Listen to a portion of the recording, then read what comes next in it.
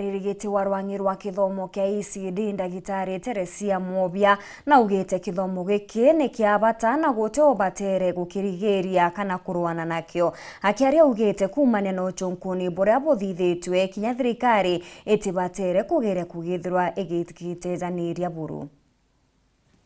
Na gikundi kimwe giteke thirikari kiria kithiro gitegera mathomo ya Ecde jakyo Ecde Network for Kenya Education ugukurukira mwandiki munene Biteresa Moma borete thirikari cia kaunti ciitigira budget ire bakwithira betenga ya kithomo iki ni kwithira itumikira na ona te kwithira ikatithwa na gutumika mantune jangi.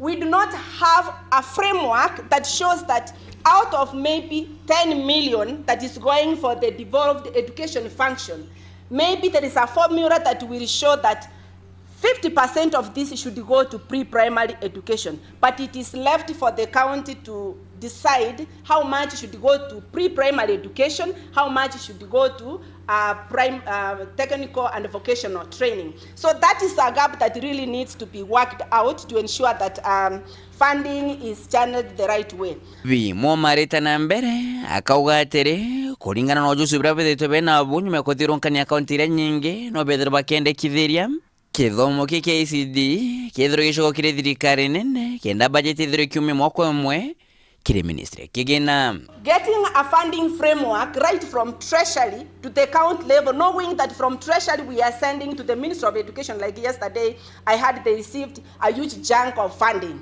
So how much goes to pre-primary, the lowest level, how much goes to university, to primary, to secondary? You will realize that a lot of resources goes to the highest level, the middle level, but the lowest level they are all sent together with the devolved function, that is technical and pre-primary, and then at the county level will be able to allocate whichever way that they want to allocate the funds. Na utenkanja kana mikararanio ora kwithirito gukionekana kuma kithomo kia Ecde kwithiro gicogo kiri thirikari cia kaunti ikithirito ikiamukira mathina nkabo ya kwa ngerekano ukarunga kiri kaunti imwe batiandikite arimu bathau bakuritana nangi naku batinira cibibiega ninya kungi batina mibango imega ekurugira twana. In some counties the funds will land into scholarship. Scholarship is for older children, it's not for young children. Instead of maybe starting a feeding program, maybe paying the pre-primary school teachers well, and also maybe ensuring that the teaching learning materials are available. Ke report Rantosharu TV weekendi kuma jakengina ngine kinene kempushoni Nairobi mbita Boniface Mongera.